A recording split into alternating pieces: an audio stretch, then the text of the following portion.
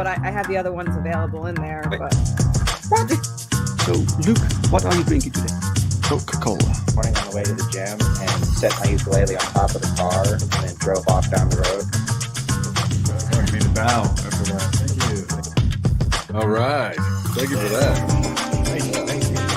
Look at that. Hojo! I learned my lesson from last time. What a welcome, thank you. I drink the most fruity drink imaginable. It's laundry day. it's laundry day. So you always wear hats with laundry day? I'm going to do you a favor, James. I just say, later. So how did you two meet? Well, there's these places in San Francisco. I think they're called bathhouses. It's like one of those things where everyone wants to focus on like the big events that happen, but day to day, what we're doing is we're on like some of our draw streams, smoking weed, making comics. It's chill. It's so much fun, and like Yes. Man, I'm not a YouTuber. I do this because I want to sell comic books.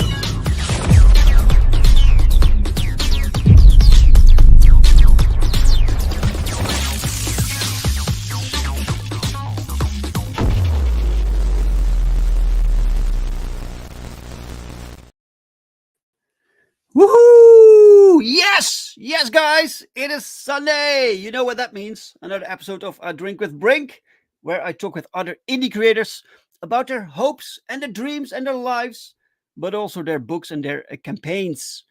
Because frankly, I'm done with mainstream comics, bore me, and indie is where the passion is, guys. I hope you're all having a fantastic weekend and a good Sunday. My Sunday is very good because, guys, POWERTRIP issue 2 is practically done. So it's now at the copy editor. So it's completely like formatted and everything. It's lettered. It's done.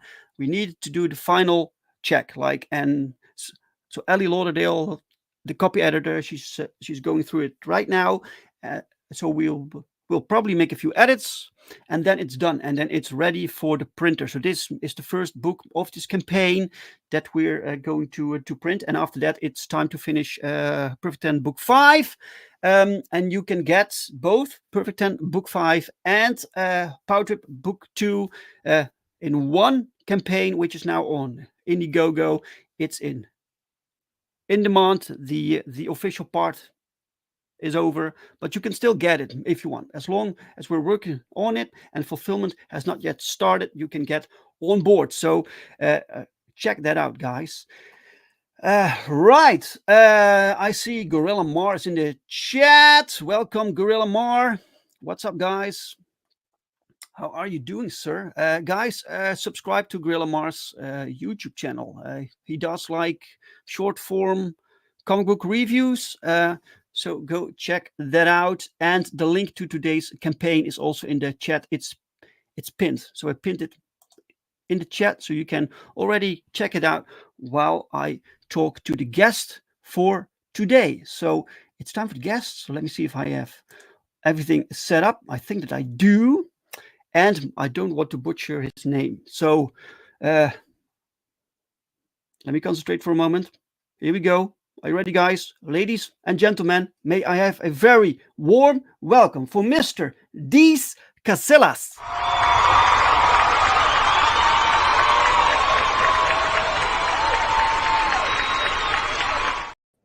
Thank you, everyone. Thank you. You got. It was very, very close. It's Casillas, but that was Casillas. All right. You got the Deece right. Most people say DC. It is Deece Casillas. Good old-fashioned Mexican. All right. DC. So does this mean you're a DC boy? No. I was a Marvel fan growing up. I was not much into DC. Right. Let me see. Mike is also here with us in the chat. Welcome, Mike. Good day, Dave. Deece and Gorilla Mar. POWERTRIP 2, so close to print. And who's Stan? And why should he be killed? You're going to have to read Kill Stan #1 and the next 9 issues after that to find out who he is and why he will may or may not be killed. Wow, you got things planned. 9 issues, man. Holy shit. 10 issues. 10 total. Wow. Frederic Guimont, I think it's pronounced Guimont. How's it going, guys? Welcome, Frederic. Shout out, Fred. No need to any please clap bagging on the live stream. No, sir. No, it just happens. It just happens. Welcome, Deece. Before we talk about anything, I need to ask you the question that I have to ask all my guests. Yes. Is what are you drinking right now? Today I'm drinking the last of my black coffee from this morning, and also water, which are really the only 2 things I ever drink is coffee and water. Right. Yeah. I really don't drink anything else in life. Well, that's I have the same thing with cola. It's basically all that I drink. It's not good, I know, but it's we all have vices, mine's heroin, yours is cola, potato. Exactly.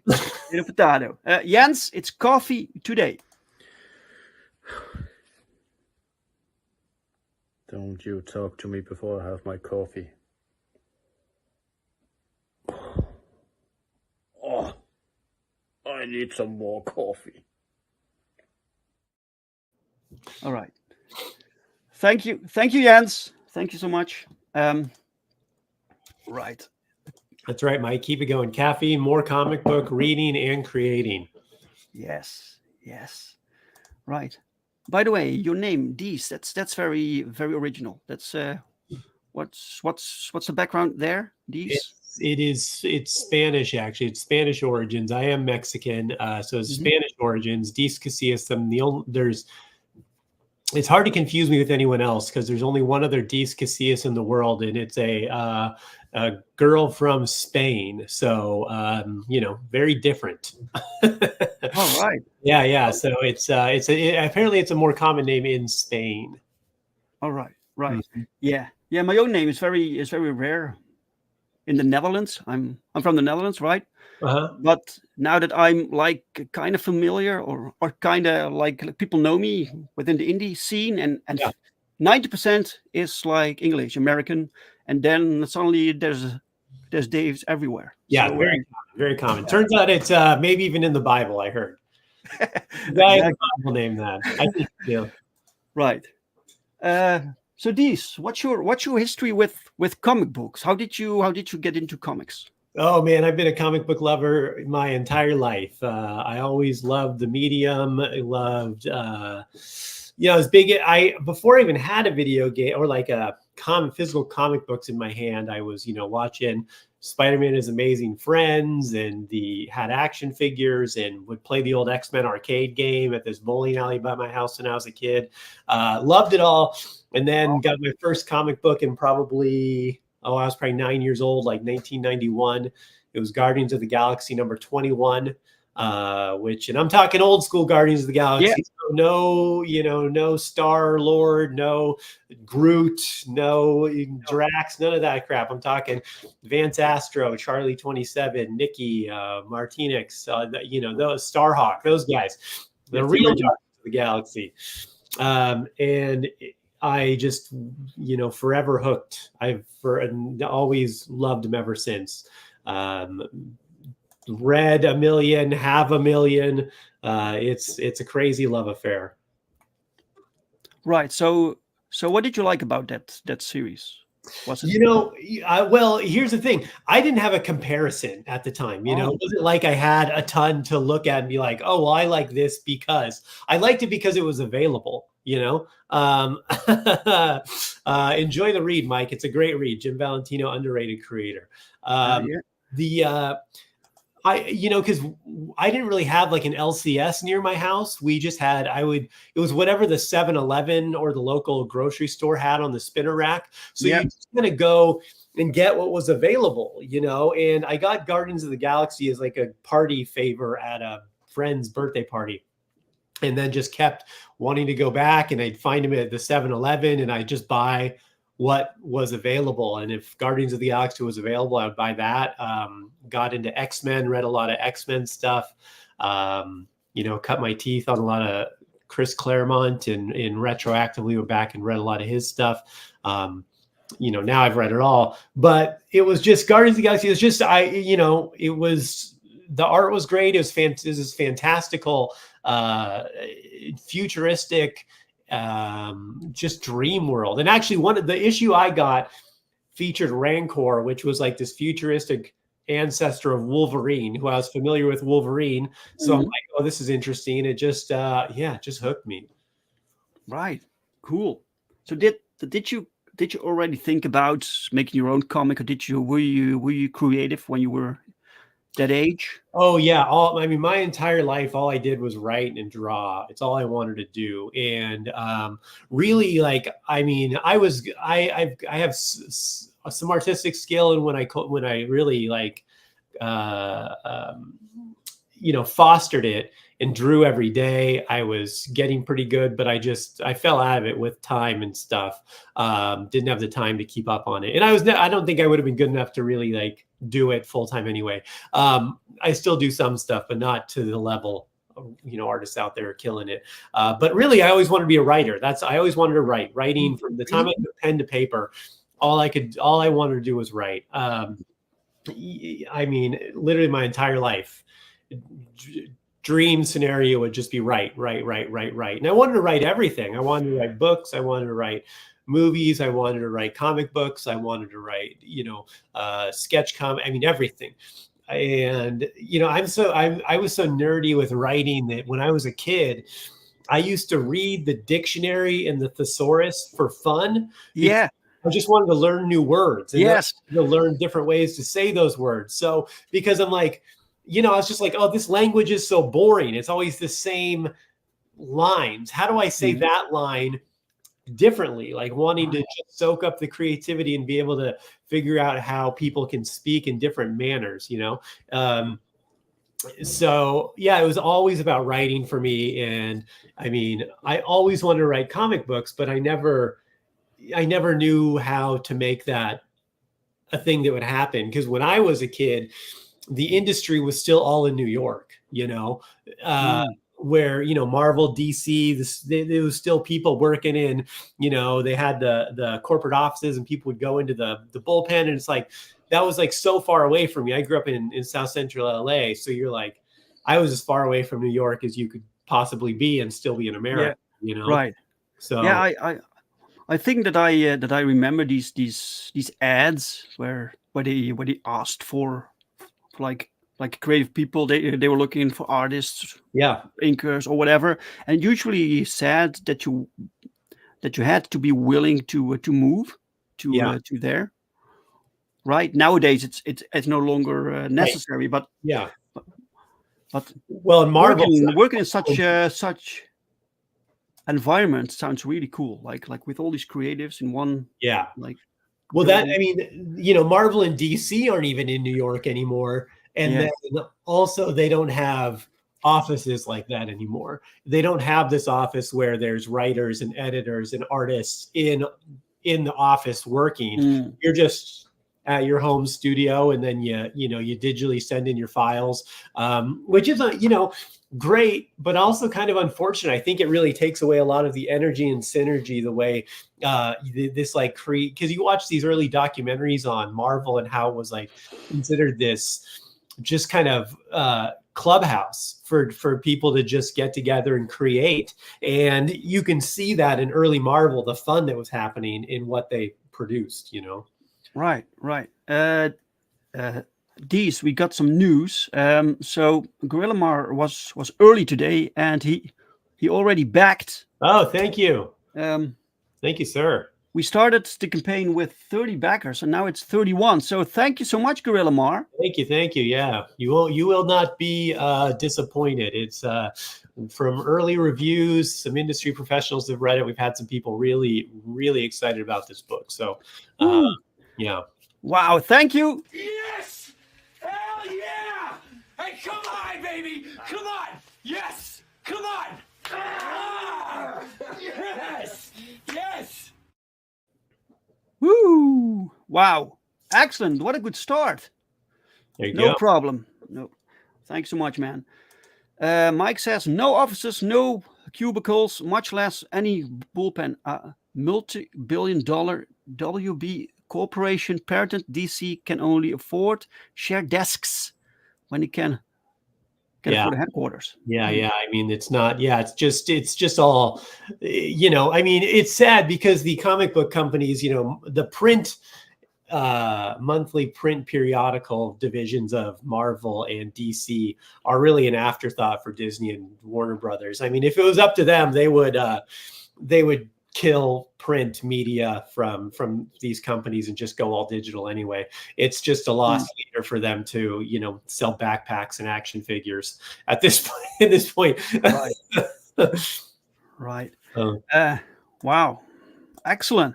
So you wanted to write. So did you write a lot? Did you write stories, or how did you practice writing?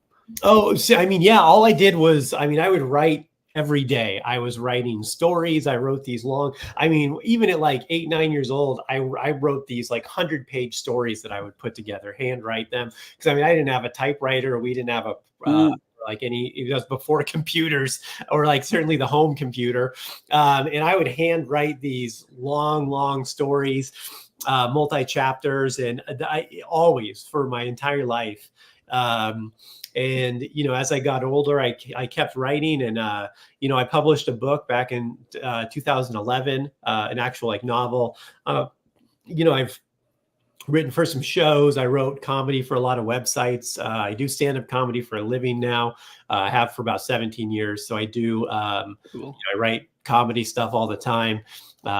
So yeah, I mean, I got into writing in a lot of capacities, but this is my first official foray into comic book writing, even though I've written probably, and this is not a joke when I say hundreds and hundreds of comic book scripts in my life. I mean, it might be in the thousands, honestly. Really? Oh, so actual comic book scripts. So panel layouts, everything. 100%. Yeah, it's wow. it countless. I have got an entire like terabyte hard drive full of them. I've got countless notebooks full of them, dating back to like, you know, I mean, 25 years ago. And is Kill Stan your first actual comic book, or did you produce before this? It's the first one that's ever been actually completed.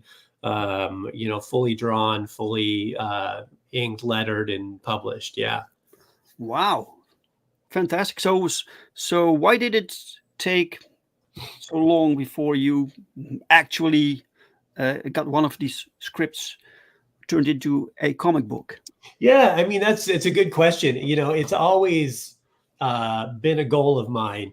Yeah, obviously, it's always been something I wanted to do. But again, it seemed untenable. You know, like I never knew how to do it, how you would even make that happen. A couple times over the years, I've found artists and attempted to make a comic book, but there was always no money in it. It was always like, let's produce this thing together. And then if you draw it, I'll write it, I'll pay for all the publication stuff. And if we make any money, we'll split it, you know, was kind of the deal, which just it just doesn't work. That's not because the other person is just going to end up bailing because they're not motivated. It just doesn't work, so, and I didn't really have, and also it was like a time constraint thing.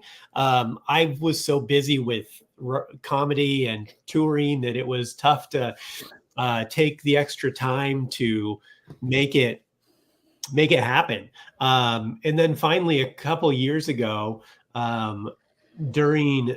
it's around the time the start of COVID, I had this idea and I had the time and I started writing this script, and I really liked the concept because just the initial concept, the thing that triggered this whole idea, like this wasn't one of my, I have ideas that have been around for decades that I want to write eventually, but this one was new a few years ago, and it just was started with the idea. I kept hearing the phrase suicide by cop, which, is an interesting phrase used by the media when people, want to encounter a cop and have a cop do the deed that they can't do themselves. So then I had this thought. I'm like, what about of suicide by vigilantism, right? That's the thought that hit my brain. And I go, oh, that's an interesting concept. I've never seen that done before, I don't think. And I did a little research, and it seemed like something that never really been explored in comic books or at all. So I started running with it and developing this story. And it just kind of, for anyone who's a writer or a creative type out there, when something just, that holy creative ghost hits you, you can't put it down, Mm-hmm. And then a couple things happened that really propelled this particular project. One of them was Fabian Nicieza, who is a famous comic book writer, controversially, potentially the co-creator of Deadpool, depending. I'm tangentially kind of friendly with him. We know each other, a little bit, and he was put something on Facebook. We're like friends on Facebook too, and he said that his brother Mario, who runs Apex Comics, was looking for some people to help at their booth, to volunteer at their booth at LA Comic Con. And this was probably 3 years ago or so, maybe about 3 years ago. And I'm like, oh, I'm going to be in LA that weekend touring. I'm going to be doing shows in LA that weekend. I'm like, so I messaged Mario. I'm like, hey, I'll do it. Like, I'm going to be in LA. I'll just help him with the booth. And maybe these are professional comic book creators. Maybe I'll gain a little like inside knowledge from, seeing what they do. And it's something I would go to LA Comic Con anyway. So I'm like, this will be fine. This will be great. So I went and I did the convention, and it was fun. I didn't mention my comic book because my intent was not to make anyone feel like this, like I'm here for a selfish reason. I'm like, I just want to, if I happen to learn something from you, great, but I'm not going to be like, hey, while I'm here, Yeah. So I did the convention, did my shows that weekend, and I went home. And about a week later, Mario called me, and he goes, hey, I didn't really get a chance to talk to you during the convention. I just wanted to thank you and, get to know you a little better. He goes, you do comedy for, stand-up comedy for a living? I go, yeah. He's like, do you write all your own material? And I said, yeah, of course. Yep. And he goes, you ever written anything else? I go, ton of stuff. I've written for shows. I've written stand-up. I wrote a book. And he goes, you ever think about writing comic books?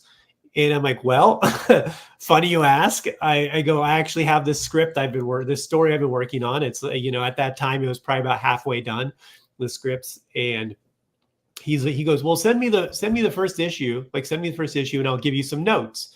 And I'm like, great. Yeah, thank you. So I send him the script, and about a week later, he calls me back, and he's like, hey, he's like, I'm going to send this to another editor and have them take a look at it too. I go, okay, yeah, great. More notes is better. And then he calls me out a week later. Another week goes by, calls again. He goes, hey, I'm going to send this to our editor-in-chief and have him take a look at it too. Like, awesome, sure. And then about a week later, they call me on a conference call, Mario and the editor-in-chief, and they're like, "Hey, so we want to do this book." And I was like, "Oh, Okay. yeah." It's like, okay. They're like, yeah, we really love this. We think it's like very original concept, and like they were just like raved about it. And I was like, oh my God, I didn't like that. That wasn't even in my head that was an option. Sure. Yeah. So we kind of went down this path of working with Apex. This was at that point I had no artist. It was just the script. And you know, they helped me a lot. They taught me a lot, but eventually I kind of parted ways with them. It just wasn't meant to be. And there was no animosity, you know, still friendly with Mario and the editor-in-chief. They just, they wanted a couple things for the book that didn't jive with me exactly. The artist they wanted me to use was not an artist I thought would lend well to this style of book, the vibe I wanted. It's fantastic. The guy's a fantastic artist. He's an industry name. He's worked on Superman, Spider-Man, Thor. He's, you know, a lot of stuff, but it just wasn't, the style was not, it's more cartoony. They were adamant I changed the name, and that was something I wasn't going to bend on. The name is important for a reason. By the way, that's this script. Yep, this script for number one. And so, you know, and eventually I just kind of thought, I'm like, you know, after I talked to him and everything went down, I'm like, I think I can do this on my own. You know, I think I can make this work. So I solicited for an artist on some Facebook pages, letter, colorist, got some portfolios, narrowed it down to people I liked, and just hired, front loaded all the money, paid for it, and got it all done, ready to go. Right. Wow. Exciting, man. That's quite the journey. Yeah, get you there. Yeah, it was. But that gave you technically the confidence that you had something here. Yeah, it was kind of a validation of like, yeah, and kind of a confirmation that this needed to be pursued more than just something you write and just is in the ether, you know. Right. And so I'm very thankful for Mario and Apex Comics and what they did to help me get here, as far as, you know, giving that validation. And yeah, now we're here.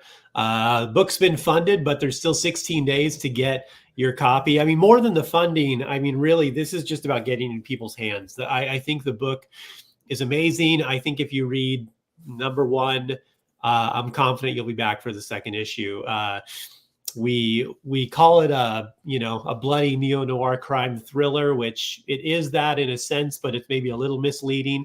It's really more about one man's journey into loss and trauma and the hopelessness and helplessness we all feel when we're at our lowest. Right. Wow. Maybe we should start with watching the trailer. Sure. Yeah. All right. There we go.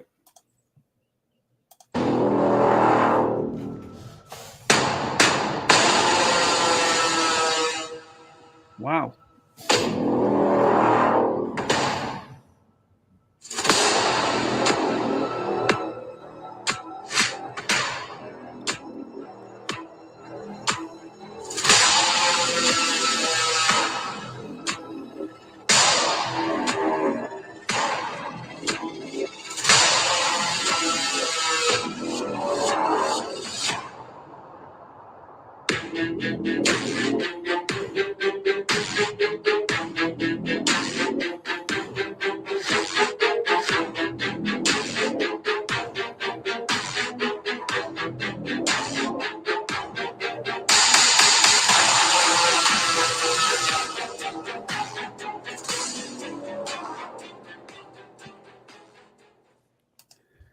Kill Stan.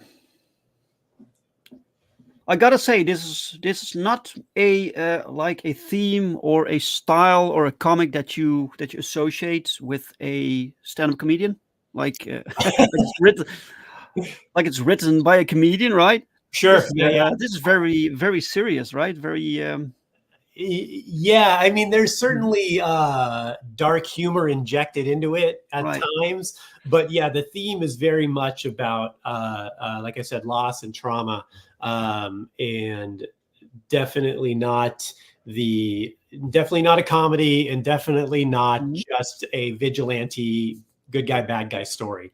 That's a vehicle used to tell a much bigger, more important story, to which is the beauty of comic books. You can use allegories, extreme and fantastical allegories, to tell more in-depth and impactful stories. Yeah. Mike says, well-conceived concept of simplicity in the trailer. Less is more. Thank you. Yeah, that was the idea, to really give the, push the tone of the book. It's definitely a darker, there is a noir feel, but it's, just a desperation, a dark desperation I wanted to convey. And when you read the book, it's also, the word that kept going through my mind when I was writing it was relentless. I wanted it to feel relentless, meaning that it keeps attacking you, it keeps grabbing you and keeps pushing you. I didn't want you to ever feel like literally when I would read the script and then again reading it once the art got attached to it, which really brought it to life, because my artist Felipe is just amazing. It really, I would feel my heartbeat increasing, as I read it. Yeah. Which is what I wanted. I want you to really grab you and connect to what's happening here. Wow. By the way, congrats with reaching the goal. Thank you. Very cool. This is your first campaign also, right? Yeah. So well done, man. This is so what was your experience like setting up a campaign, building up towards this? It was interesting, there's just that unknown of, this is something I've never done before, not knowing what to expect, what timeline, what kind of reaction.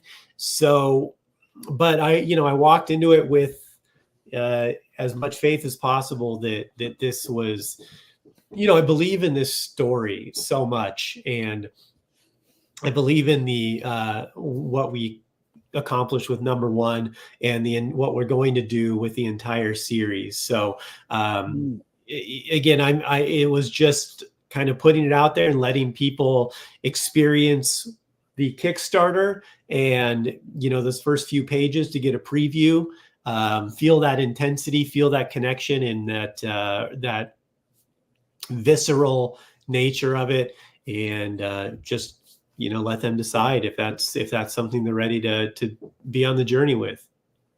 Right. Yeah, it's very so, but it's not like do you know the series Crossed? There's this comic book series Crossed. I don't think so. No, that's very brutal, and it's also so relentless. When you used the word, I thought about that series. And that series that's so dark that after you finish the book, you just want to hug someone, So is this that kind of visceral level that you maybe feel a little bit like queasy, or when you read it, right? Yeah, I mean, there's some pretty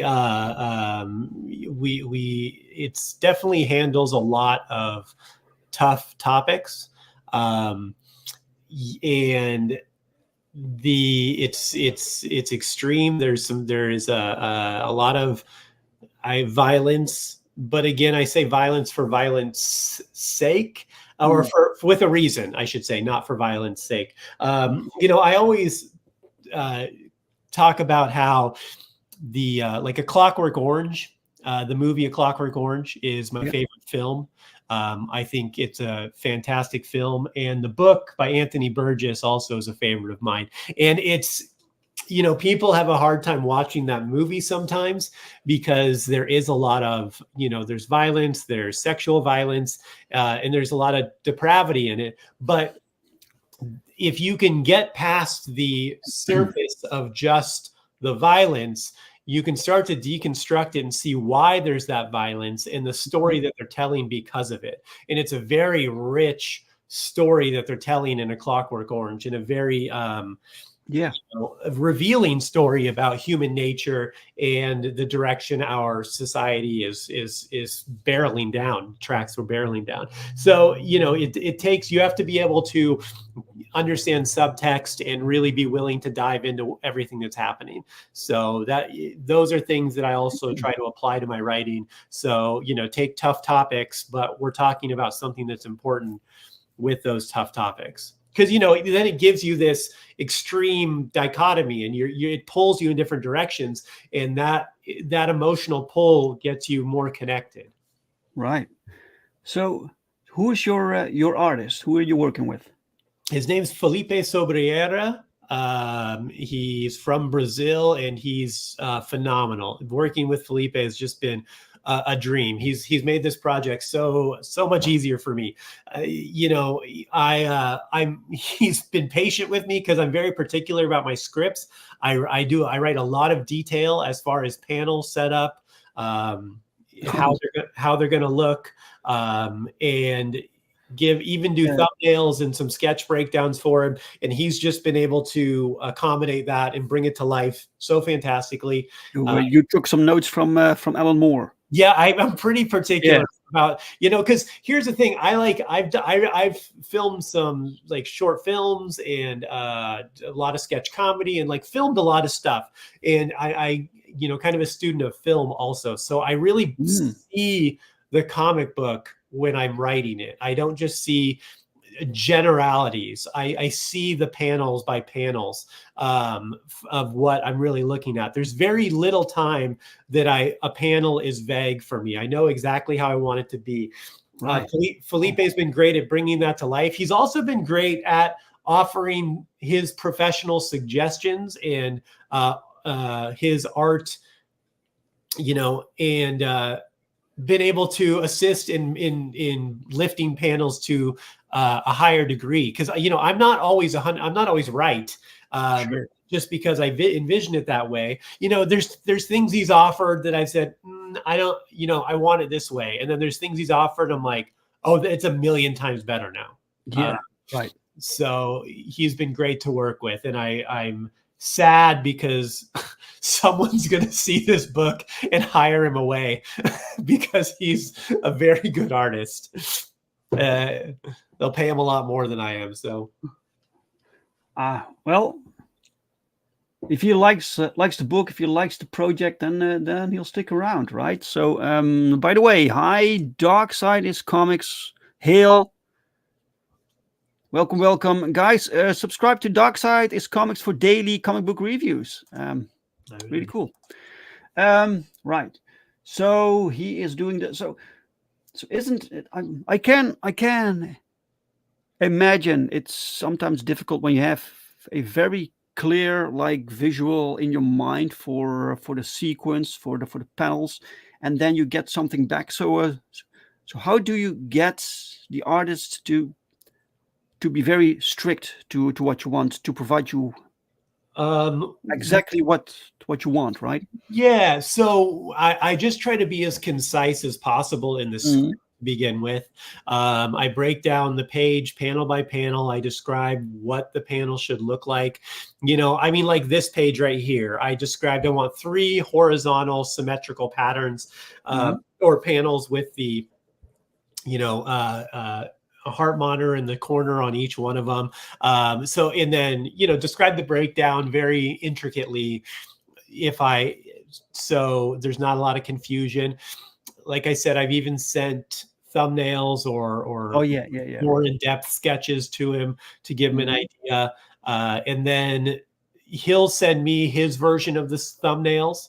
Mhm. kind of breakdowns, and then I'll approve them, and then he'll go and start thickening them out, rendering them a little more, give us a kind of probably put us 70% of the way there on the art, and then I'll approve that, and then he'll finish the art completely, and then once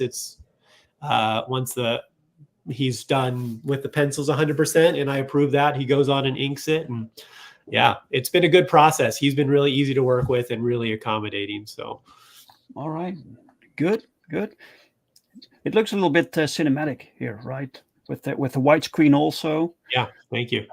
That was intentional. There's a lot of that, and yeah, I wanted it to move a certain way, again, in a relentless way, but kind of cinematically, I wanted to use a lot of that too. And there, we use a lot of different effects. It depending on the scene. But yeah, panel breakdown is really important to me. The color was very important to me. I use like this blue to the red, on this page you're looking at. That was all stuff I was very particular about, the way I wanted it to look. So yeah, I just thought, I think color is so important in a comic book also. You're talking about a visual medium, and if you're not using color intentionally in your book, I think you're leaving so much on the table. Right. Wow.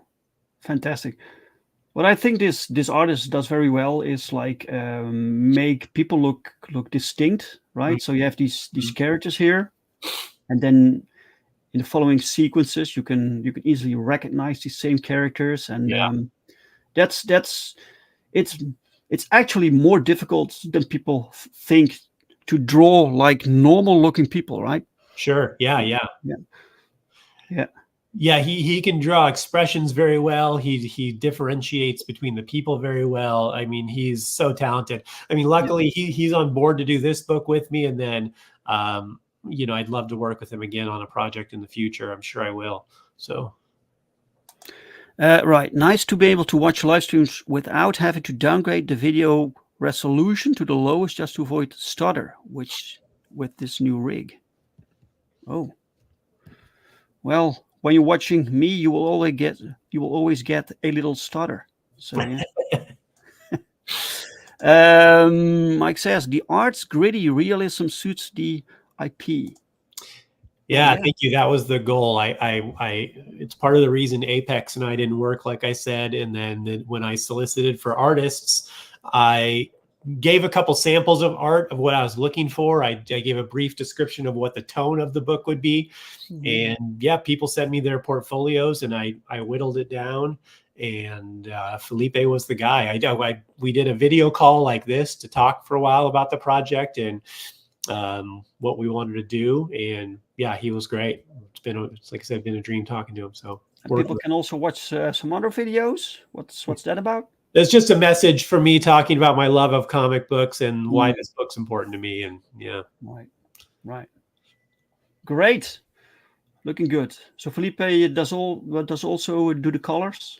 No, Jimmy G, a guy, his name, he is out of Norway. He does the color and letters. So. All right. Okay. And he's been killer also. Again, I was very particular about the way I wanted this book colored. The tones we use, the saturation we use, the depth and texture of the tones. Like you can see here, like the blues in that girl's scrubs, the different tones adds texture. The red over the heart monitor was something I wanted. If you look, even Stan in the bed there, the red tones over his black that he's wearing, just things like that, where add, I think, a different texture and layer to the storytelling. That just right. It's cool. Wait, wow, Tank Ferret is with us in the chat. Ahoy, all you sagacious scalawags! Long time no see, Tank. Welcome. Awesome. Joe, I meant nothing by Saturday. I know, I was just joking. But I guess I opened the door and walked right into that one.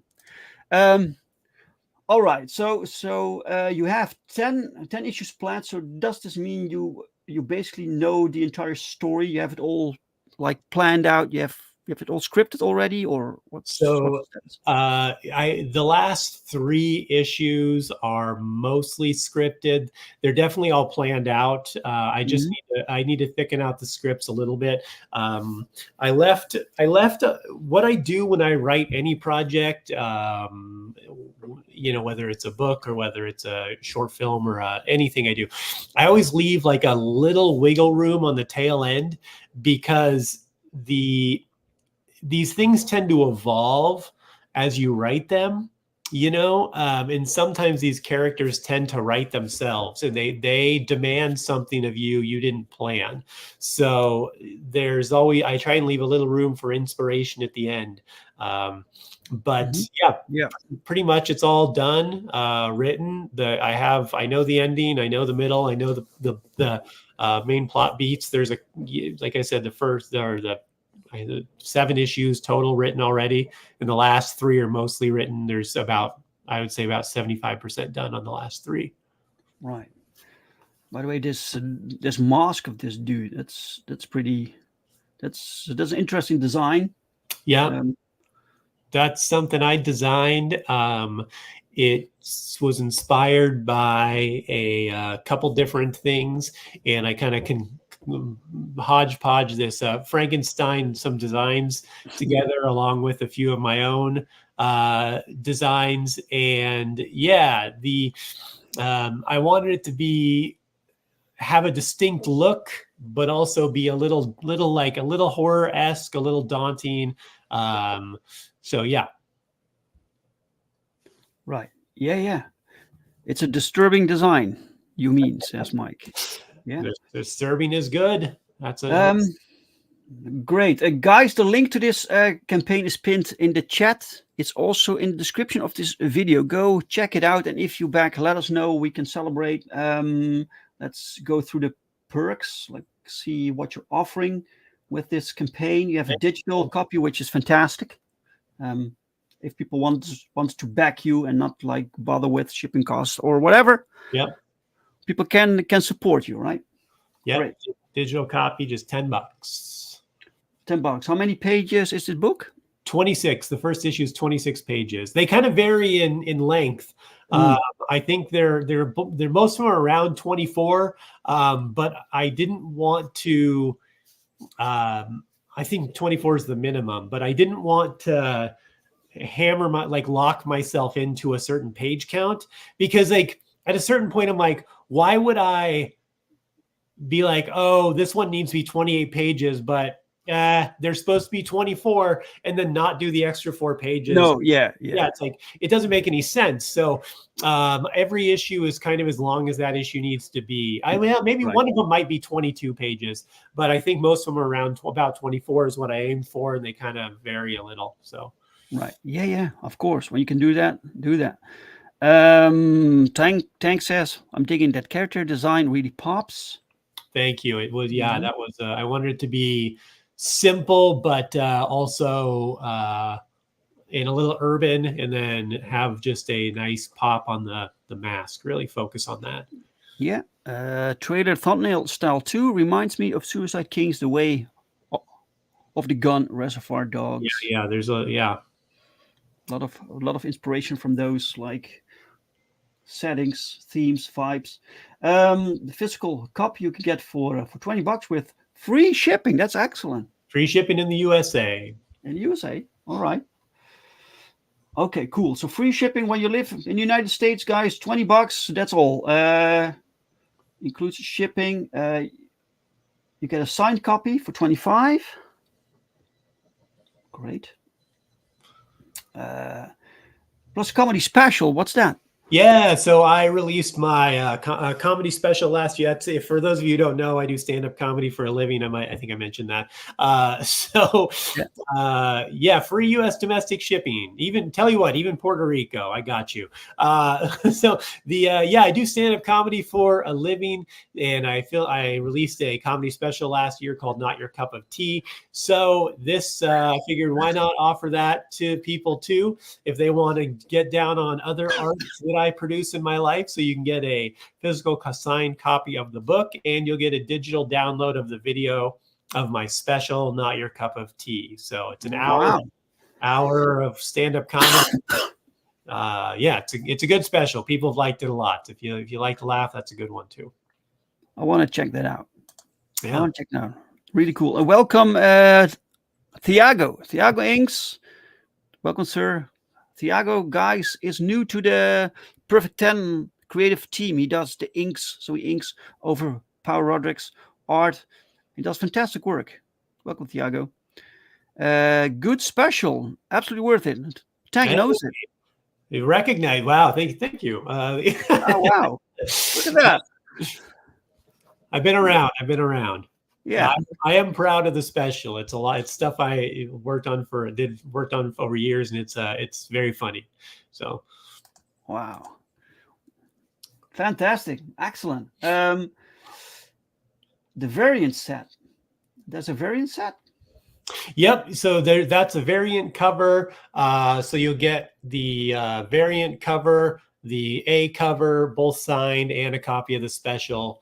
By the way, do we see the covers somewhere here? You can see it. It's in that. If you go to the rewards, it's above that paint. That's it. It's kind of a mixed media. It's a charcoal sketch and painted. It's a mixed media cover, so it's more abstract. And I'm gonna do a lot of that. I've got a lot of mixed media covers that I want to do, kind of maybe David Mack inspired type covers.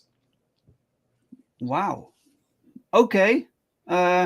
Great. So yeah, I didn't want to do your traditional, like, here's an action shot of the good guy on the cover. Yeah, that's right. That's just not what I want to do. And also it evokes a lie of the book, because that's not what the book, like this cover of this guy cuddled in a ball with flaming angel wings behind him says a lot more, is more powerful about what this book is really trying to convey, as opposed to just like, here's a guy kicking someone in the face, and you're like, I mean, which not to shit on that, but that's just not what I want the people to feel when they approach this book. Yeah, no, I get that. That's there's no set rule. You have to provide like the image that gives people the idea what they're going to get, right? Yeah. What they get themselves into. 3-pack limited variant set, signed plus the comedy special. All right.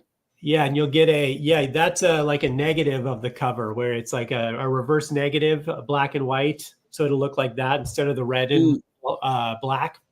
Yeah, those are limited. We're doing just 25 of those, so that's a limited print cover. Right. Live comedy show. Yeah, I will fly to you anywhere in the USA, date TBD, depending on my schedule, and I will give you and your friends a live comedy show. That is fantastic. Yeah. Oh, wow, that is fantastic. Wait, wow, so you can get this. So for $800, you get the whole shebang, and you get your personal live show. That's fantastic. Yeah, you get everything else that's the tier above it, plus the live comedy show. I mean, it seems $800 maybe, but like I got to fly to you also, so and get a hotel, and probably get a tetanus shot after I deal with you animals at your house. So really cool, sir. All right, let me see. I don't think we got another backer, but let's check just to be sure. You never know, right? 31 backers, 16 days to go. You made the goal, guys. If you like this campaign, just talk about it. Just share it on your social media. Share out the link. Let's get some more backers. Let's get some more eyes on this campaign. Right. No wasted meat even. No wasted meat even. All right. I don't waste meat. Yes. All right. Excellent. Fantastic. Good looking campaign, sir. And thank you. Thank you. Well, thank you for being my guest and for showing the campaign, your first campaign ever. You must be proud, right? Yeah, I mean, literally, it's this is like a true bucket list item. Yeah. If you would have asked me my entire life blue sky scenario, what I wanted to do for a living, more than even comedy, it would have been write comic books. So to be able to say I've done it, we've got this one coming, first issue's done, second one's being started. To get this out, and then I've got another project after this we're going to do, and another one after that, and we're just going to keep pushing. So please guys, consider supporting the campaign. Check out the preview. I think that'll make you a believer. If not, especially if you get the first issue, once you read through the first issue and get to the last page of number 1, I guarantee you will pick up number 2 and want to know what happens in this series. So it's a very important story to me. It means a lot to me, and man, it's something I think everyone can relate to. Fantastic. Well, Deece, thank you for showing that. To close things off, guys, I have something of my own that I want to share for a minute, just for a minute, because you can still get Perfect 10 Book 5 POWERTRIP Book 2. We're in demand right now. Look at this, really cool. This is something completely else. If you like colorful superhero adventure action, then this is it. This is a complete universe with like 100 characters. It's crazy. The legendary Paul Rodriguez, he worked for Marvel, he worked for DC, and now for some reason he's working with me. And this is cover A of book 5, cover B of book 5. You can still get both these covers. Plus you can get all the previous books also. If you missed anything, you can get it all. And we have digital tiers also. So you can support the campaign through digital means also. Look, this art, this is so cool, guys. So Thiago inked this. This is completely inked right now, but we're not showing that just yet. So POWERTRIP, this book is done, guys. It's now at the copy editor. So the final edits, and then it's off to the printer. And this is like 3 shorter stories from the Jamie Comics universe, made by 3 different creative teams. You can check it out. The link to all of this is in the campaign description. If you like to have your own personal commission, we can also do that. POW will draw you your own character or a Jamie First character or whatever you want. And you get 3 cards. And, well, we never made the other stretch goal, but we still have the books for you. So go check that out. Stop the screen. And, okay, Deece, thank you for being my guest. It was really cool meeting you and talking to you about this campaign. Good luck to you, sir. Do you have some other streams planned for the coming weeks? Things planned? Yeah. I got dreams or things. Sorry, streams like shows. Oh yeah. Streams. Sorry. Yeah, I've got a ton. I'm doing a couple every day promoting this until the Kickstarter's done. So right, I'm doing it. But if you guys, for all you listeners out there, you guys can follow me at deece.comedy on Instagram, or Deece Comedy is my website. Follow me, look for me live doing shows across the country somewhere near you. And if you would please also follow us on Instagram at inferno.earth for the comic book. So inferno.earth on Instagram, that's the website. Facebook, etc. Followers helps get us into conventions and helps us in the algorithm bump up. So any followers, any shares is much appreciated. Excellent. Excellent. Wow. Okay, and chat, thank you so much for being here, for watching us live, and for the likes. If you like this conversation, give it a like. If you didn't like the conversation, give it a dislike, and I'm very sorry. I will be back next, I think maybe Tuesday for a unboxing video, and then next week with A Drink with Brink, new guest, same channel, same time. Hope to see you guys then. One sec. And everyone, GG's, and thank you guys. And I'm very happy to be part of the Perfect 10 team. Thank you so much, Thiago. Thank you, everyone. See you guys next time. Bye.